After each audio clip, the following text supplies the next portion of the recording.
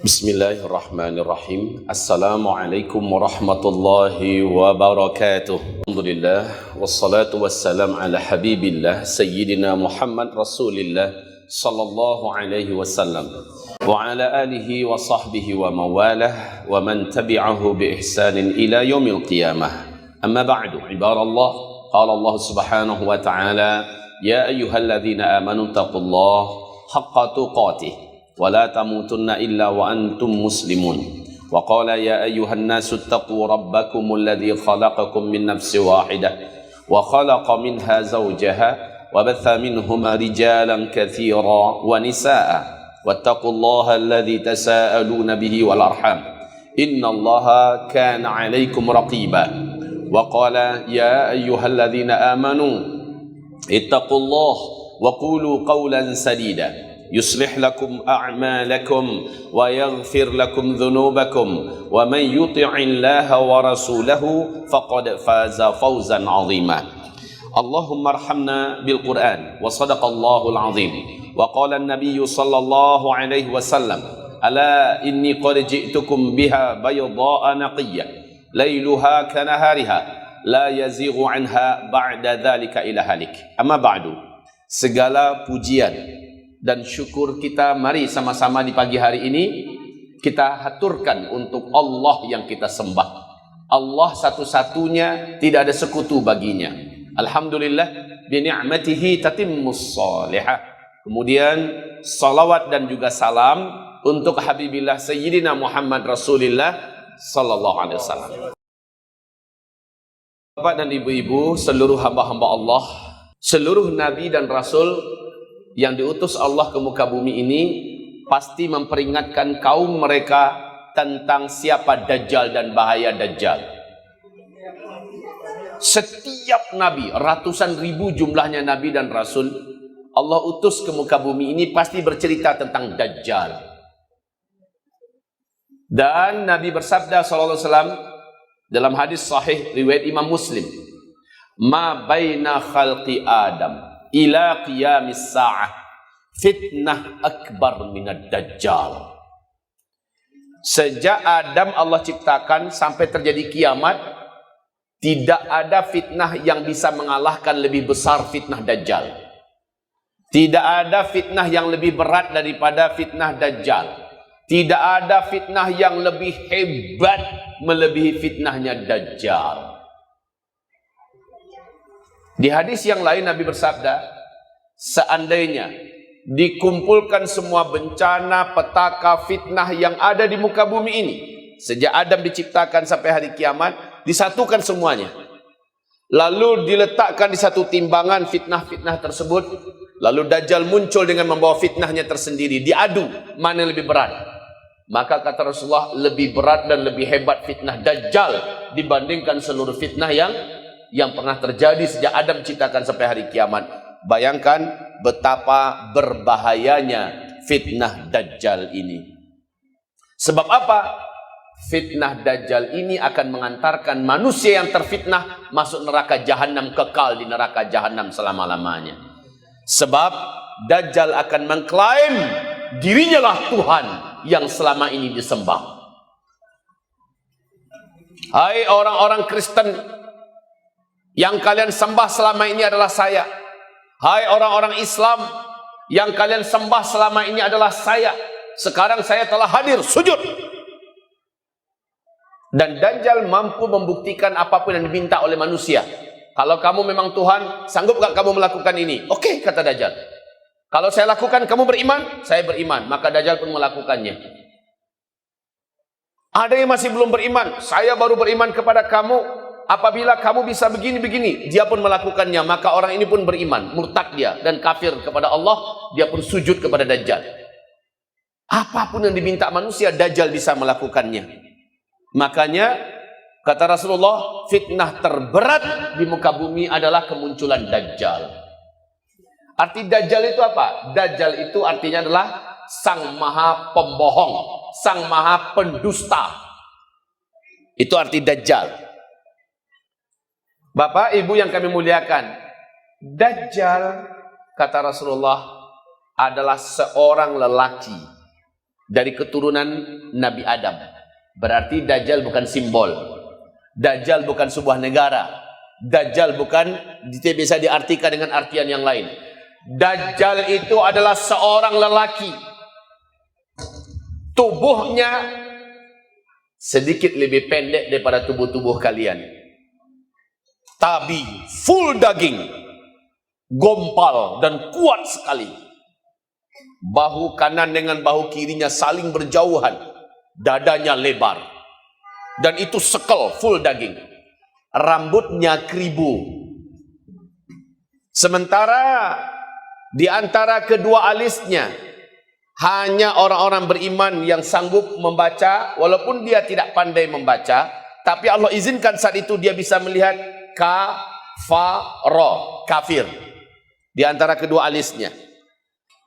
Kedua bola matanya menyembul keluar. Jijik kita melihatnya. Kedua bola matanya menyembul keluar. Hanya bola mata yang sebelah kanan tertutupi oleh daging kening yang meleleh dan menutupi ini. Sehingga tampak tonjolan itu seperti tonjolan jengkol ya. Padahal ada biji di dalamnya. Kan begitu kan? Menonjol sementara tertutupi oleh daging kening ini meleleh. Dan ujung lelehan daging kening ini nempel di pipi bergelantungan seperti dahak atau seperti jengger ayam. Menjijikkan. Warna kulitnya gelap kata Rasulullah.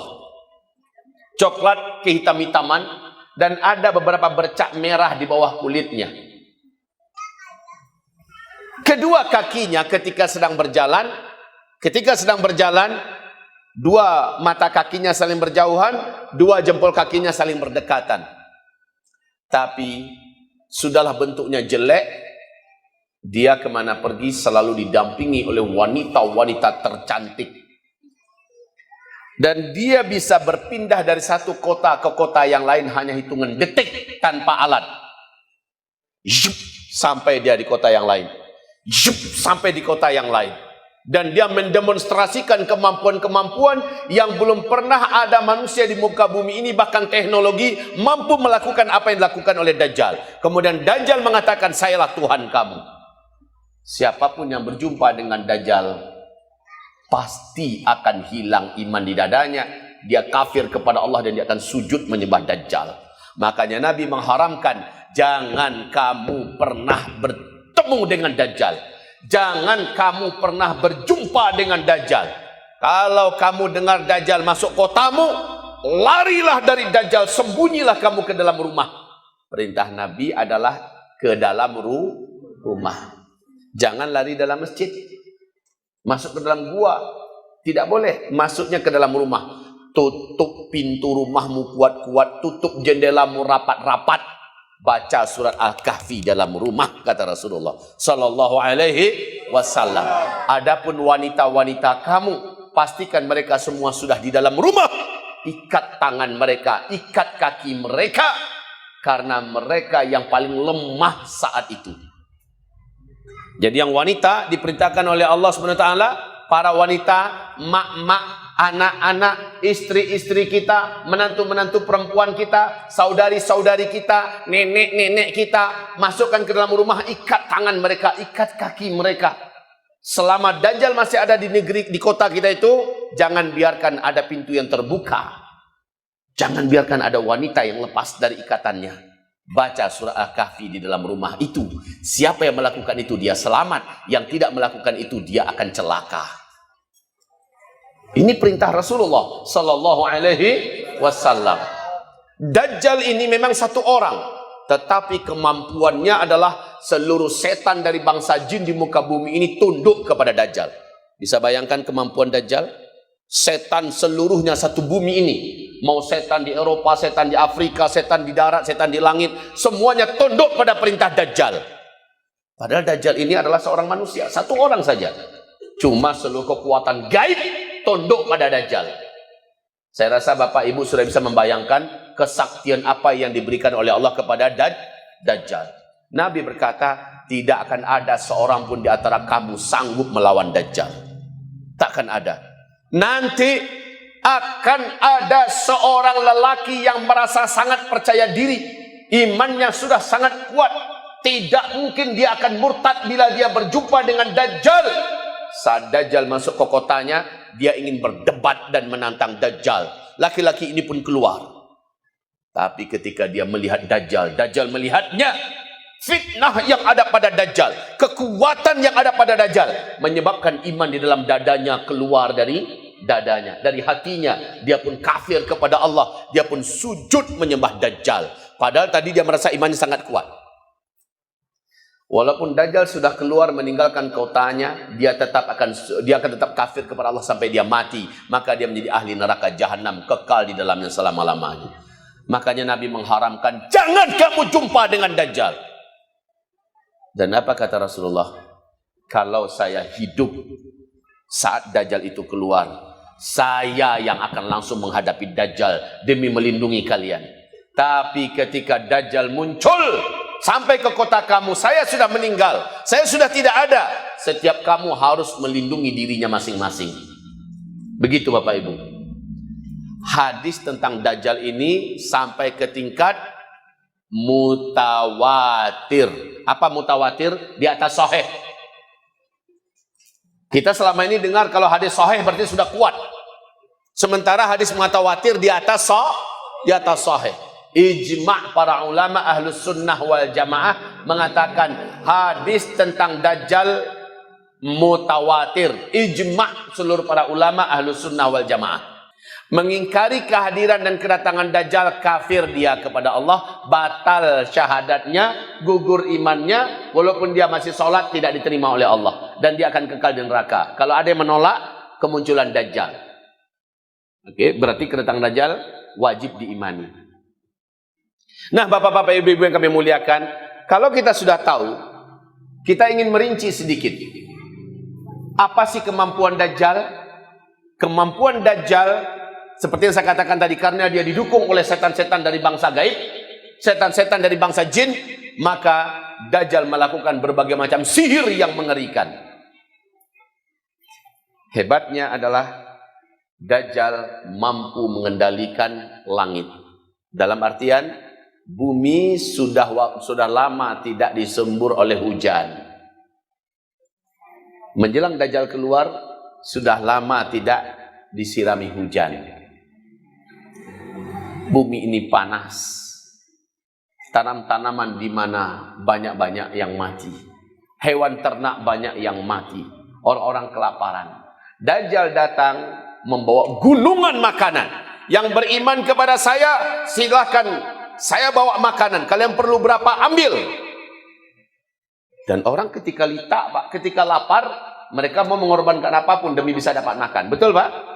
Sementara Dajjal datang membawa gunungan makanan. Entah dari mana dia dapat makanan itu. Dan dia tawarkan kepada orang-orang yang beriman kepadanya dan mau sujud kepadanya, ambil makanan itu. Dan Dajjal dari tangan kanannya mengeluarkan api yang sangat besar bagikan hutan yang terbakar. Lalu dari tangan kirinya dia mengeluarkan air yang sangat banyak dan bening, air yang sejuk dan bisa mengisi sungai-sungai. Lalu apa katanya? Yang beriman kepada saya, silahkan minumlah air yang keluar dari tangan saya. Yang tidak beriman, masuklah ke dalam api neraka saya. Saya adalah Tuhan. Sementara banyak manusia, kata Rasulullah, 2/3 manusia di bumi ini akan beriman kepada Dajjal. 2/3 jumlah manusia yang ada di bumi beriman kepada Dajjal. Tak terkira banyaknya itu.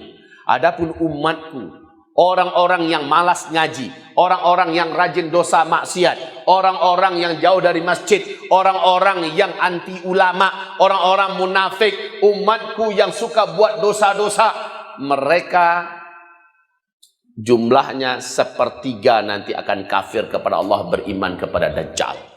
1/3 umat Nabi Muhammad kafir. Dan yang paling banyak kafir dan murtad dari umatku adalah kaum wanita, kata Rasulullah sallallahu alaihi wasallam. Bapak, Ibu yang kami muliakan, sudah dapat gambaran tentang Dajjal? Dajjal bukan sebuah sistem, bukan sebuah negara, bukan teknologi, bukan pula PBB. Ada yang mengatakan PBB adalah Dajjal yang dimaksud oleh Nabi. Bukan. Dajjal adalah seorang manusia. Dan dia betul-betul diberi oleh Allah izin untuk memiliki kekuatan yang tak terbatas. Untuk takaran ukuran manusia ya. Siapa yang bisa mengalahkan Dajjal? Nanti kita sebutkan. Hanya satu orang dalam hidup ini, di bumi ini, yang Allah izinkan sanggup membunuh Dajjal. Selainnya tidak bisa. Pernah Umar bin Khattab. Jadi ada di zaman Nabi namanya Al-Jassas. Mirip ciri-cirinya dengan Dajjal, Pak. Dan Al-Jassas ini tidak ada satupun yang bisa menangkapnya. Dia bisa berkelebat dari satu hutan kepada hutan yang lain dengan hitungan detik, Pak. Ini Al-Jassas. Al-Jassas ini oleh Umar bin Khattab diyakini adalah Dajjal yang dimaksud. Suatu ketika Umar bin Khattab sedang bincang dengan Nabi. Tiba-tiba mereka berdua merasa dan melihat ada Al-Jassas di balik batang pohon kurma sedang mengintai ke arah Rasul dan Umar. Lalu berkelebat ke batang pohon yang lain. Bersembunyi di balik batang pohon melihat ke arah Rasul dan Umar. Kayak Tom and Jerry begitu, Pak. Umar langsung menghunus pedangnya dan minta izin pada Rasulullah. Ya Rasulullah, izinkan saya. Mau ngapain kamu, kata Rasulullah? Itu adalah Dajjal. Saya akan bunuh dia dengan pedang saya. Rasulullah menahan. Hai Umar, kalau itu benar-benar adalah Dajjal, tidak ada yang mampu mengalahkan Dajjal. Kamu bukan tandingannya. Dia bukan lawanmu. Bukan kamu yang sanggup mengalahkan Dajjal. Dan kalau itu ternyata bukan Dajjal, kamu bunuh dia. Apa guna kamu membunuh orang yang tanpa alasan yang hak kamu bunuh dia? Jadi Rasul katakan bukan Umar bin Khattab lawannya Dajjal. Dajjal itu tidak akan bisa dikalahkan oleh siapapun kecuali hanya oleh satu orang saja. Siapa satu orang itu? Nabi yang ke-24 yang Allah naikkan ke langit dengan jasad dan ruhnya dan diturunkan di akhir zaman. Siapa nama nabinya? Nabi Isa alaihi salam. Hanya ini yang akan mampu membunuh Dajjal. Nah, sekarang pertanyaannya, di mana Dajjal sekarang? Jawabannya entahlah. Allahu a'lam. Hanya Allah yang tahu.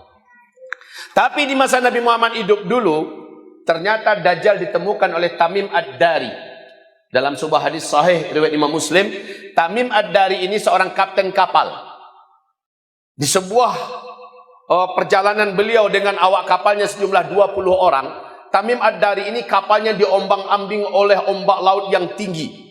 Langit gelap gulita tebal oleh awan dan petir menyambar-nyambar. Angin begitu kencang hampir saja menenggelamkan mereka. Ombak setinggi-tinggi bukit. Sementara hujan lebat. Mengerikan suasana. Kami kehilangan kendali terhadap kapal kami. Lalu kami tersangkut di sebuah daratan pulau di tengah laut Yaman. Kami tunggu malam menyingkir, matahari pun terbit, lalu kami turun dari kapal dan kami masuk ke dalam pulau itu. Kami berjumpa dengan seekor binatang yang sangat tinggi dan besar, berkaki 4, berbulu sangat tebal dan gelap, hitam. Saking tebal bulunya kami tak mampu membedakan mana kepala dan mana bagian pantatnya. Dan ternyata binatang itu bisa berbicara. Kami seluruhnya ketakutan. Kami lari tunggang langgang meninggalkan binatang itu.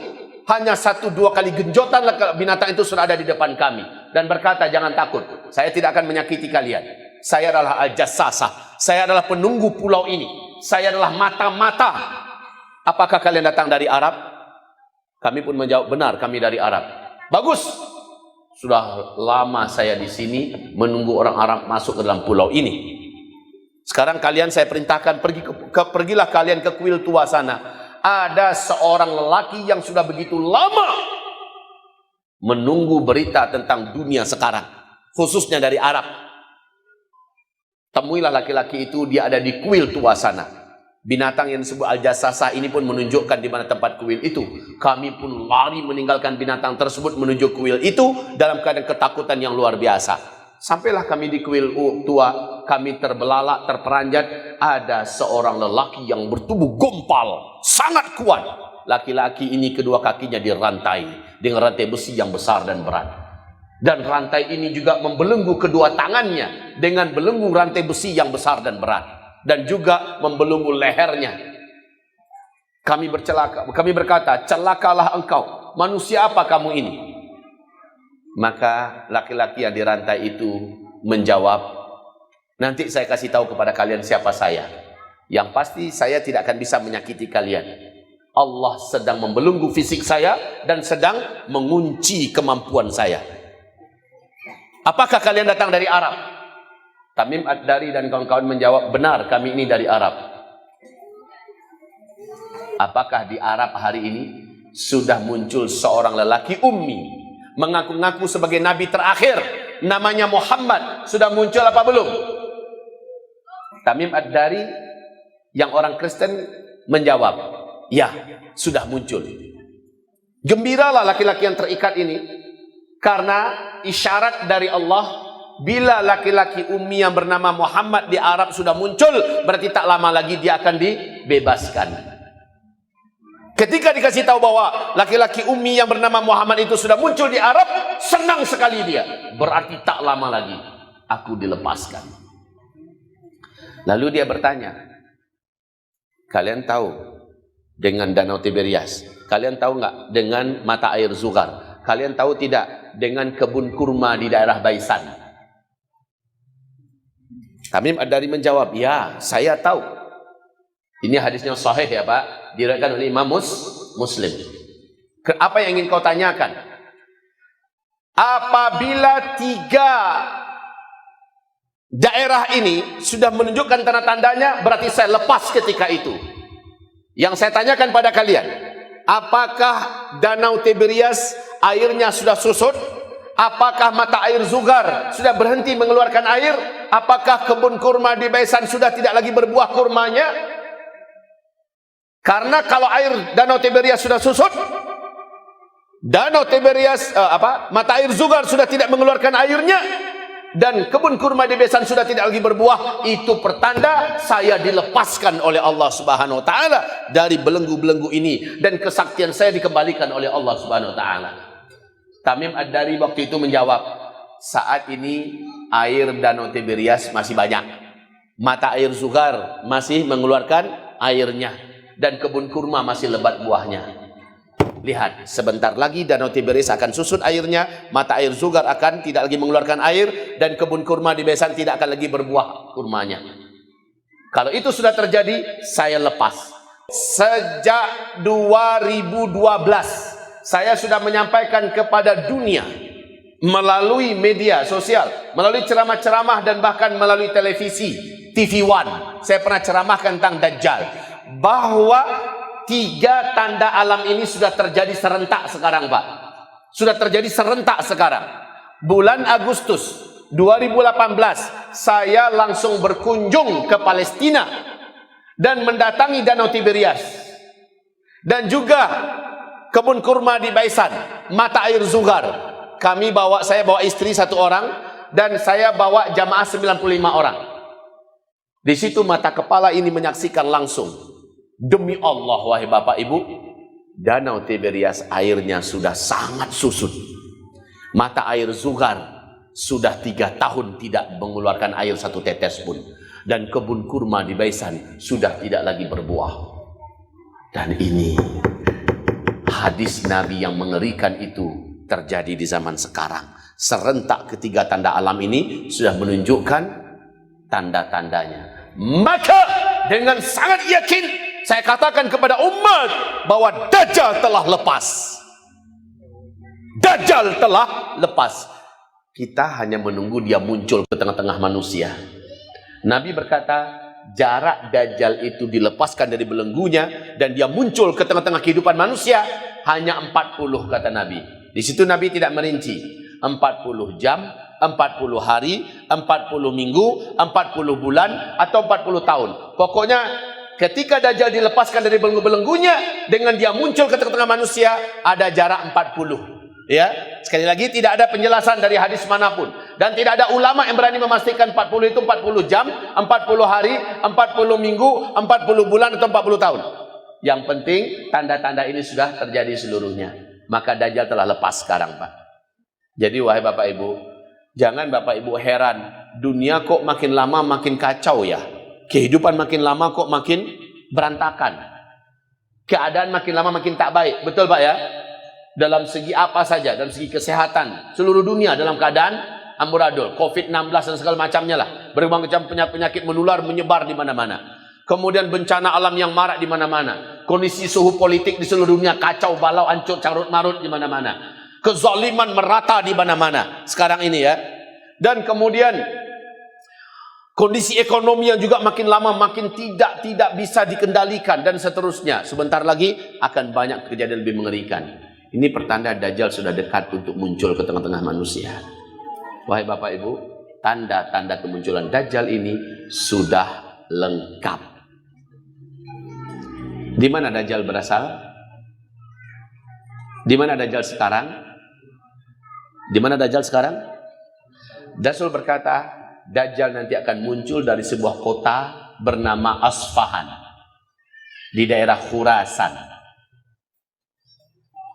Saat itu kota Asfahan sudah menjadi kota Yahudi, kata Rasulullah. Allah.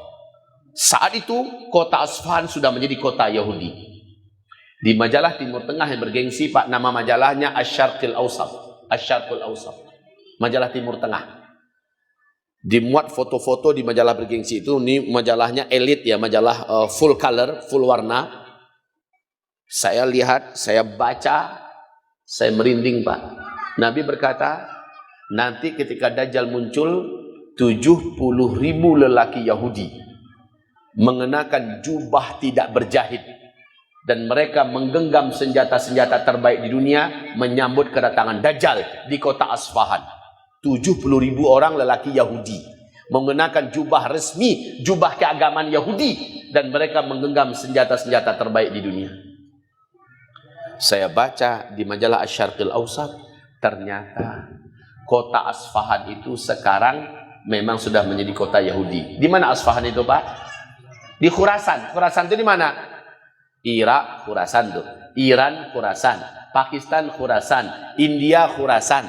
Tapi dari sekian negara-negara Khurasan ini, Iranlah yang punya kota, kotanya Asfahan. Kota terbesar nomor 1 hari ini di Iran adalah Teheran. Yang kedua adalah Asfahan.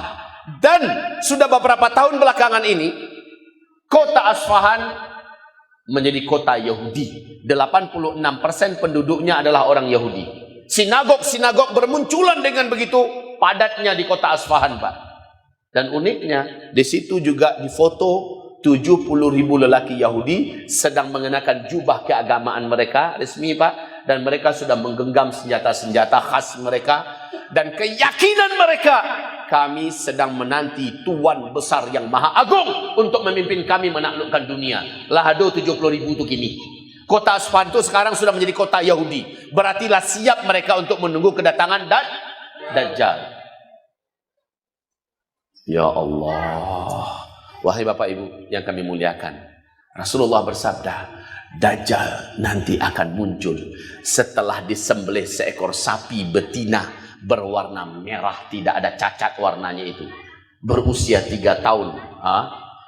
Maaf, ini bukan hadis Nabi ya, tetapi ini pernyataan orang Yahudi dalam keyakinan mereka di kitab suci mereka. Dalam keyakinan mereka, mereka akan menyembelih seekor sapi betina berwarna merah, tidak ada cacat warnanya, merah panuh kasodolahnya. Sapi itu betina, usianya 3 tahun dan disembelih di atas Bukit Zaitun di Palestina.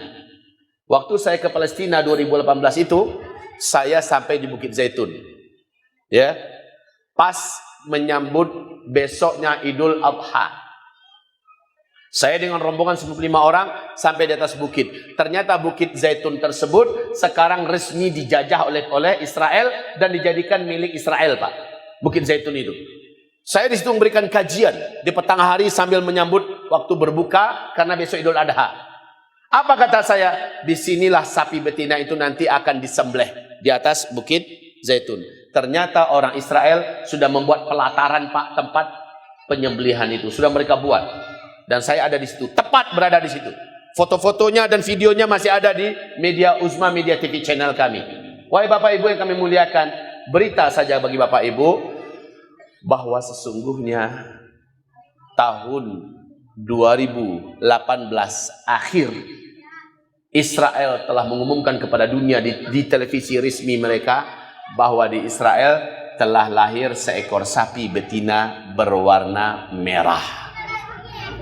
Akhir 2018. Akhir 2018. Apa kata rabi-rabi Yahudi? Sudah lebih 2000 tahun kami menanti kelahiran sapi ini. Sekarang sudah lahir. Maka mereka pun menjaga dan merawatnya dengan baik.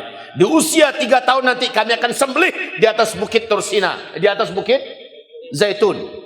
Dan ini untuk menyambut kedatangan Sang Tuan Raja Maha Agung kami, untuk memimpin kami menguasai seluruh dunia. Jadi sapi itu kini Allah lahir.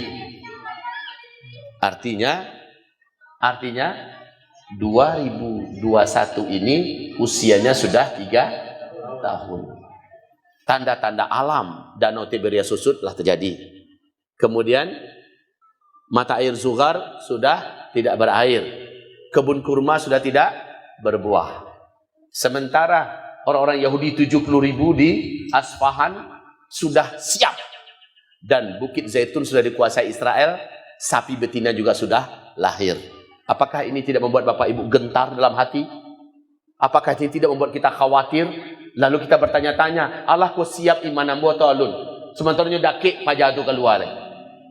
Dan Dajjal ketika keluar, dia akan masuki seluruh kota-kota yang ada di muka bumi. Orang-orang yang ada di dusun-dusun, di pelosok-pelosok, yang ada di kebun-kebun. Malah nanti ketika Dajjal sampai ke kota, mereka yang akan datang berduyun-duyun menyambut kedatangan Dajjal.